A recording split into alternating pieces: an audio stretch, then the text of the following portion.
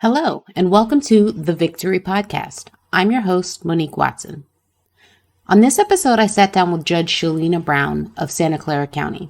We talked a bit about what it was like for her becoming a lawyer, how she became a judge, as well as a host of other hot topics. Let's take a listen.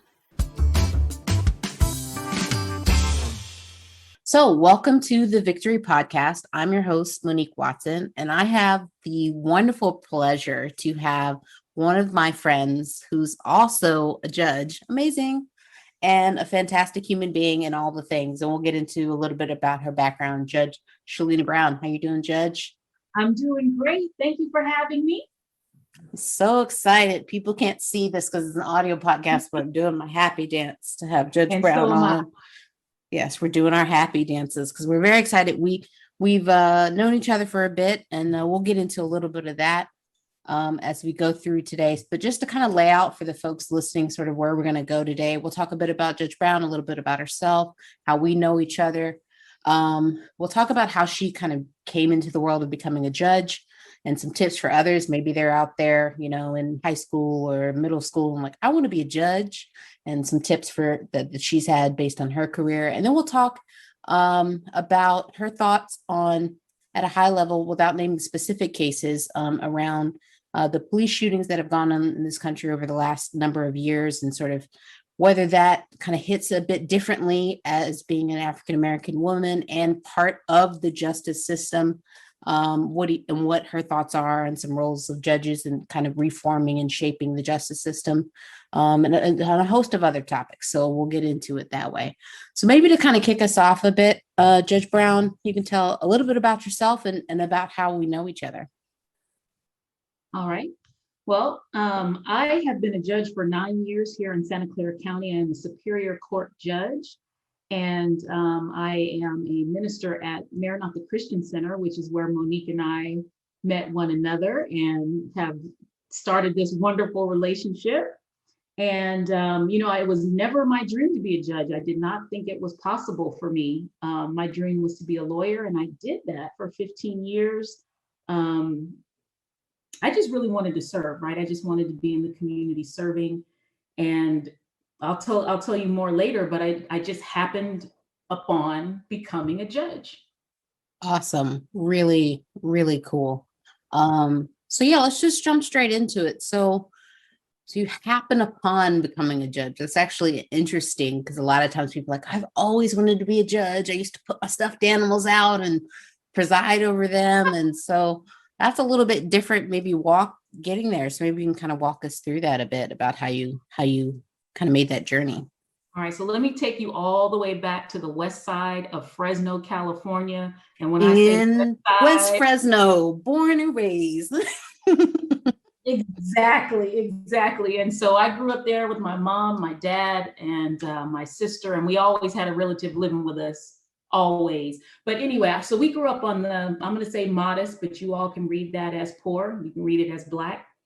So I was bused across town, and I think it was the third grade, a woman who was a lawyer came in, and she said she was a lawyer and she helped people. I don't remember what else she said, but I can't think of anything else from that moment, what I wanted to do. My mother says that I told her I was going to be a lawyer, and that was it. We didn't know any lawyers. She didn't think I'd seen any lawyers. So she was just like, I don't know where you got this from, but they encouraged it. And I'm telling you, I went through elementary, junior high, high school planning to be a lawyer. I would dress like a lawyer. I would carry a briefcase to junior high, right? Nerd, right? I would practice being a lawyer.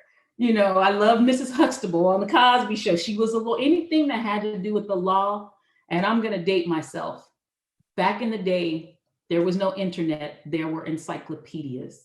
So I would look up things about the law, lawyers, court, and I would just read about it. And I was obsessed with it. And I made it to law school in Santa Clara University. And I went, and my goal was to be a public defender. That was my dream job. I did that for 15 years with no desire to ever do anything else. And two things happened to me. One, a woman, I was teaching a Bible class at a women's conference, and a woman came up to me and she said, what do you do? I think she said, I think you said you're a lawyer. She said, but when you talk, all I see is judge. Have you ever thought about it? And I thought, no, lady, you're crazy. That prophecy is not for me. No. And I think it was maybe 3 months later, I was in court and I was arguing a case, and one of the older white men, that's who judges are, right? He called me up and he said, I've been meaning to talk to you. I think you should think about becoming a judge. And I was just like, wow. those are the two things that really started me to think that it was possible. Because from my vantage point, it wasn't possible. There were two Black women on the bench, no Black men. And those women seemed perfect and amazing. And I just thought, that is not for me. So with those two inspiring things, I just went for it. And for all those who are listening out there, I failed the first time. I went for to be appointed by the governor, went through the whole process. It took like 9 months and I didn't get it. And it was devastating. I don't even know how I got the courage to do it again, because once you fail, everybody knows, weren't you trying to be a judge? Aren't you the one who thought you were good enough to be a judge? Oh, you think you're so smart. I tried again, and lo and behold, Governor Brown, who is not related to me, by the way, decided that I would make an addition to the bench. And so that's the long and the short of how I became a judge. It was a dream that I didn't even know that I had. That's so amazing. It's interesting how the things, and in the Bible it says this, of course, as well, like the thoughts that God has for us are, larger than anything we could think of, anything we'd ask or think, right? Your not knowingly narrow view of becoming a lawyer, public defender, boom, done, here we go. Versus where you are now, and affords you so many opportunities for influencing others and things like that. Right. So I would dream yeah, big. Go ahead. I was just going to say, dream bigger. And if you are, no matter where you are, there's always someplace else for you to go. Like I thought I would retire there with gray braids, Birkenstocks, going to court, with that, but so think bigger and allow God's dreams. Listen closely and carefully to what people are saying and what God is saying to you. Absolutely. And then in a practical sense, what are some, like if I'm if I'm either a parent of a high school or something like that, what are some things to really focus on as I look towards like either later in high school or college and things, if I'm interested in that? All right. So the first thing I would say, no matter what you want to become, dream bigger. There is no one in my neighborhood that was dreaming of being a lawyer, right? And in fact, I had a high school counselor tell me, listen, your dad's a teacher, your mom's a social worker. That seems reasonable, practical. Why don't you try that? Those are great professions. My parents do those things, but I just wanted something different. So don't be afraid to dream different and be different, right? So the first thing is dream bigger. Just because you don't see it doesn't mean you can't be it. I didn't see anybody doing what I wanted to do. That didn't stop me. And then just do what you have to do now, young people, so you can do what you want to do later. That means work hard. Like when opportunities come, if you're not prepared, you can't take advantage, right? So prepare yourself, get ready, study. If there's something you think you want to do, study, hop on the internet. What does it take? Do I need a college degree for this? Do I need a special training for this? What do I need? And just think about it, and don't limit yourself by what you see around you. Oh, this'll, if you see me looking down, it's because I'm taking notes, and this will be included in the show notes so folks can have it to reference back to. Okay. So absolutely, that's really good advice regardless. And I think even if people are interested in going into the legal profession, whether that's judge, lawyer, what have you, right? Or anything really. Yes. Yeah. Anything. Yeah, absolutely. So let's switch gears a little bit. I think that's great career advice, useful for all ages.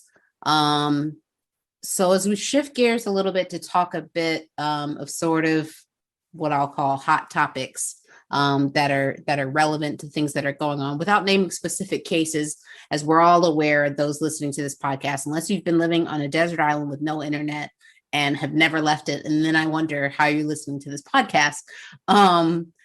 We know over the last few years, well, for many years, but has come to the forefront over the last few years, a number of unarmed people of color, mostly Black people, being shot by police officers.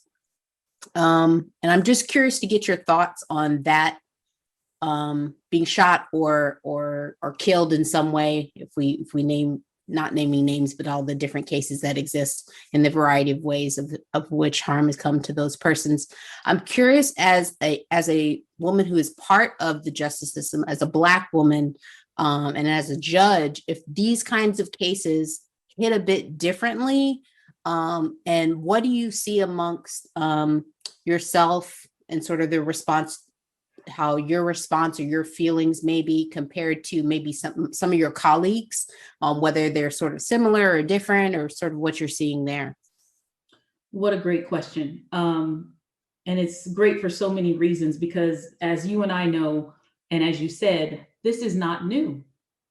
So from day one that I became a lawyer in the courtroom, this is always before we were born, right, sis? So we've always known that this has happened, but working in this system, it hits so different.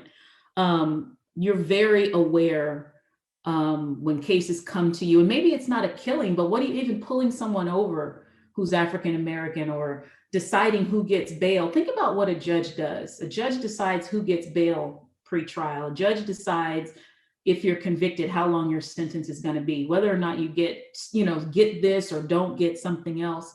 So for me, it's very personal. When I see on the news all these things happening, and they say, the system is not fair. And as a judge sitting within the system, it's true. There is systemic racism, but it's not just with judges, right? It starts, the problem with systemic racism is you can't put your finger on it. Is it when the person got pulled over? Is it when the officer decided to use force, more force than he would use with someone carrying an automatic weapon? Is it with the district attorney when they decide to charge Tyrone with a robbery and Todd with a infraction for trespassing? Is it when the judge sees the person's name or their face and they decide to put a higher bail because they are dangerous inherently because of their skin? Is it because they can't get a fair trial? Is it because the judge is sentencing them more? There are so many things that go through my mind when I watch the news or when I have people come into my courtroom, because unfortunately, because of implicit bias, most people don't see the Black man who comes in the way I do. I see him as my father, my uncle, could be my son, my brother, my nephew, and they just see, oftentimes, not all the time, but oftentimes they just see a threat. So I work really hard to make sure I see everybody as a person and not as a stereotype, to fight that implicit bias. But yeah, it hits me. Some days it hits me. In fact, the summer of the uprising, it had me questioning how much longer I could do this work. That's how different it hit. Can I continue to support a system that is treating my people like this?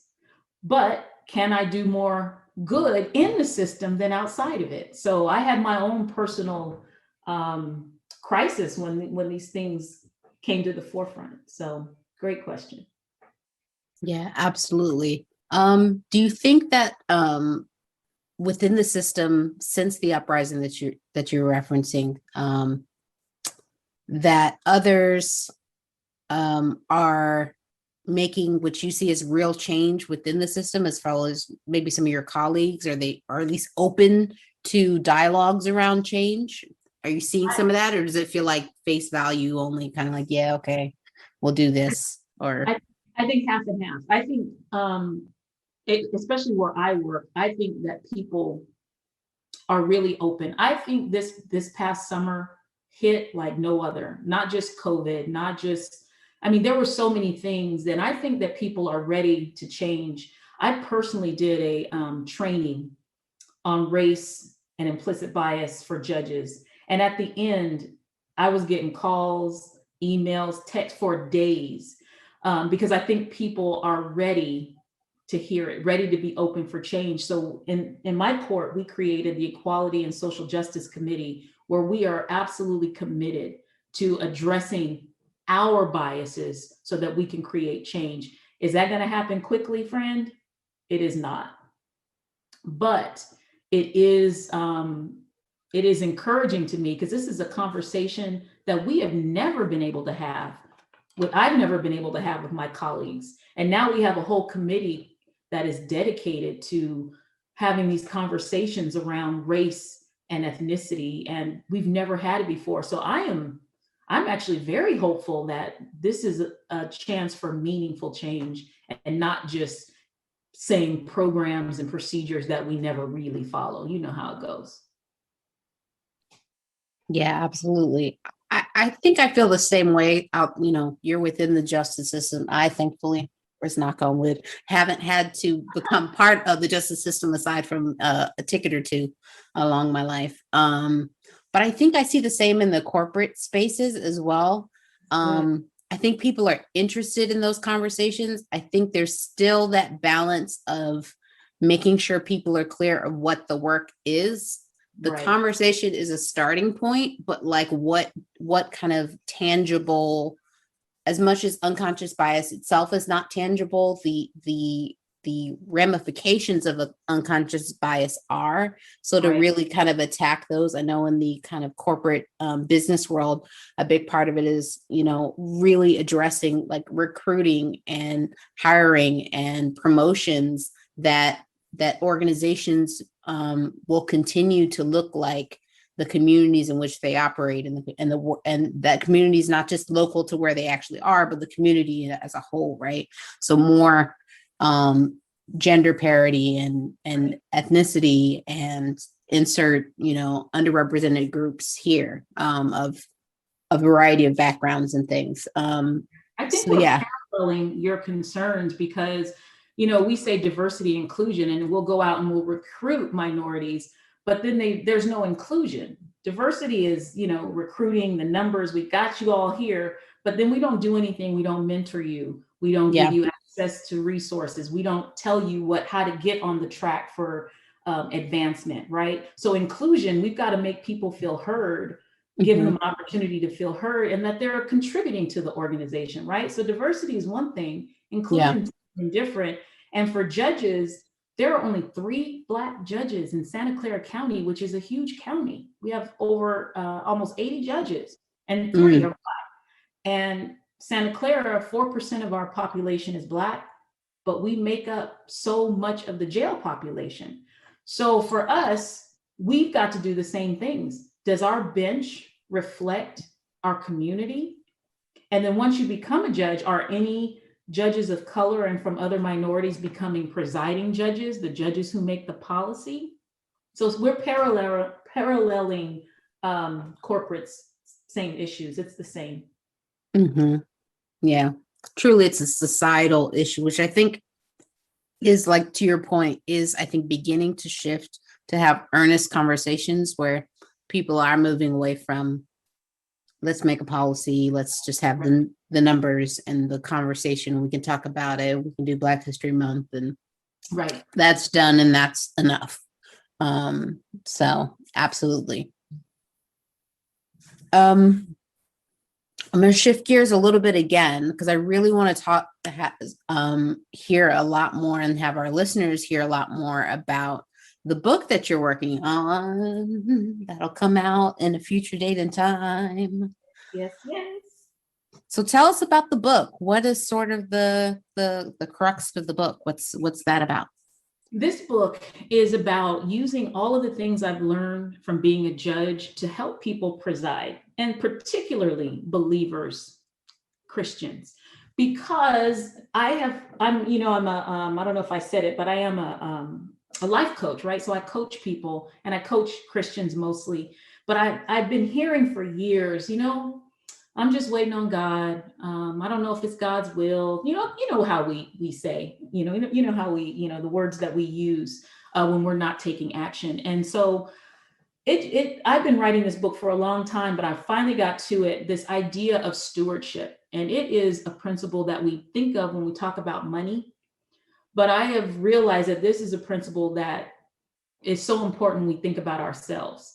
God gave us, invested in us, the absolute authority to steward our lives, right? He gave us thoughts, emotions. He gave, so these are the things, our soul, we're supposed to be stewards over ourselves, not as an option, but as a mandate.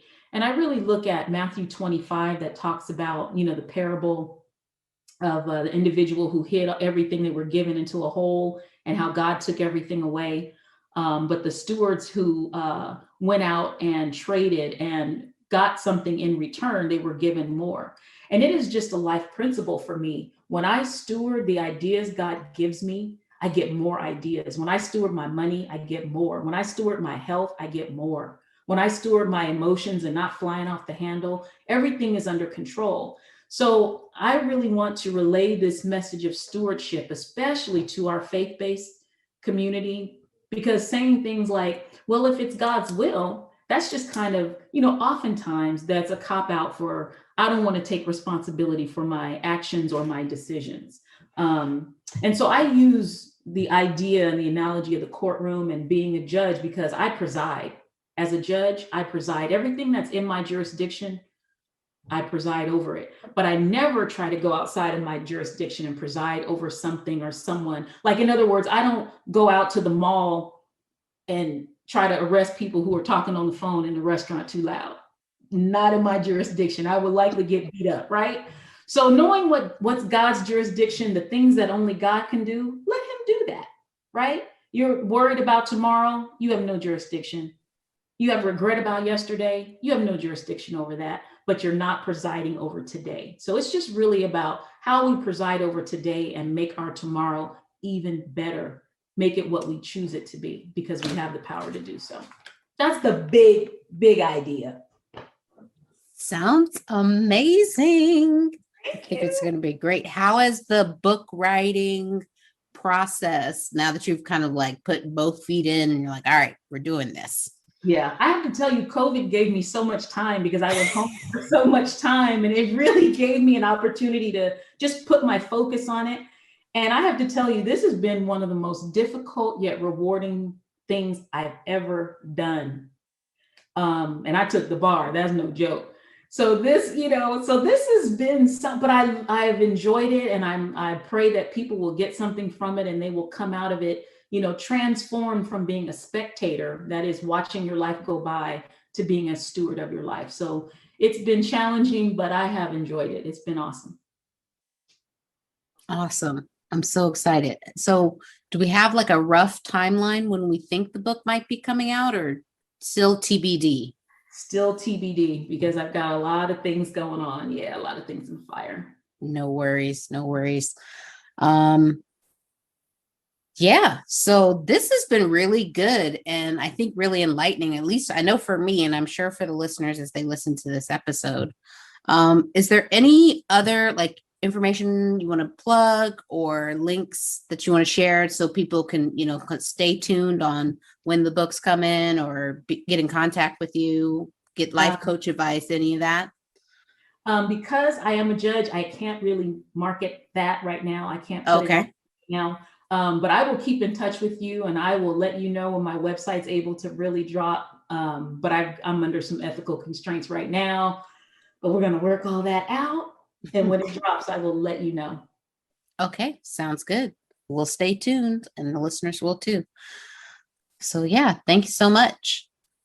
This was very fun. I had a great time, and you're great. I love the title of this, Victory. But you're doing great work. I loved it. Awesome. Thanks so much. Thanks again to Judge Shelyna Brown for a great conversation and lots of great insight on important topics. After we finished recording, I was able to get clearance from Judge Brown to include her website link, so you'll find those below in the show notes. Please be sure to share this podcast with your friends, your family, and even your enemies. You can find us on all your favorite platforms for podcasts, whether that be Spotify, Apple Podcasts, Google Podcasts, Pandora, you name it, we're on it. The easiest way to find this podcast and share it is whatever you're using right now. Click the link and click share and send it to your friends and family. Another great way is to visit our website, TheVictory podcast.com. That's thevictorypodcast.com. And you can visit the Where to Listen page. There you can get direct links to whatever your friends or family favorite podcast platform is. And there it'll take you directly to our podcast and you can share it that way. You can also listen directly on the website using our episode player. Finally, if you'd like to support the Victory Podcast, you can become a part of our Patreon. There you will get access to exclusive content, early access to episodes, and a host of other benefits, including special merchandise that's exclusive to Patreon. So in this episode, as I do every episode, every problem has a solution. It's whether you're willing to do the work to find it. Let's do the work and be victorious.